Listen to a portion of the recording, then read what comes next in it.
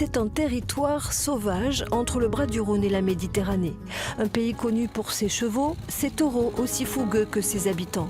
Entre le sel et le vent, Anne-Marie, au caractère bien trempé, dirige de main de maître avec son mari le plus important élevage de taureaux bio de France. Tous les matins, elle déjeune avec un repas copieux, avec tout ce qui est le bon foin qu'on produit sur l'exploitation et le grain que nous produisons, que nous transformons en farinette sur l'exploitation afin de leur donner un repas le plus équilibré possible. Si l'hiver, le cheptel de 600 têtes se nourrit d'orge et d'avoine produits ici, l'été, ces taureaux de combat élevés pour la corrida et leur viande peuvent sillonner jusqu'à 10 km pour se nourrir dans les prés. C'est la condition pour décrocher le label AOP, Taureau de Camargue Bio. Ça peut être dangereux là. Ah, totalement, on peut les prendre. Ah, la remorque, c'est notre territoire. En bas, c'est le leur.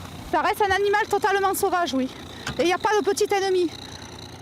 Moi, la bête qui m'a ouvert en deux il y a 3 ans maintenant, c'était une petite femelle de 3 semaines, c'était un attaché-caisse. Hein.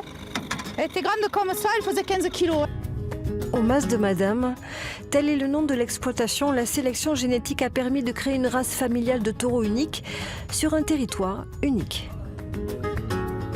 C'est un patrimoine qu'on a reçu de nos beaux-parents, de nos parents.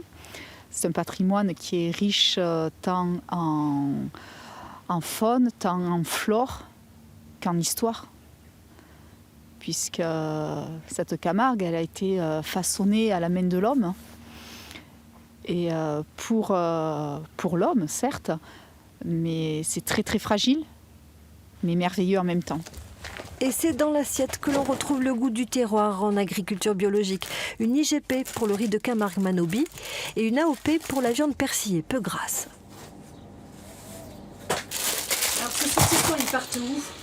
Alors ceux-là, ils partent à Nice avec notre viande, puisque je vais rajouter aussi la viande de taureau. Il y a le riz, là il y a du riz complet, du semi-complet, les saucissons et les chorizo.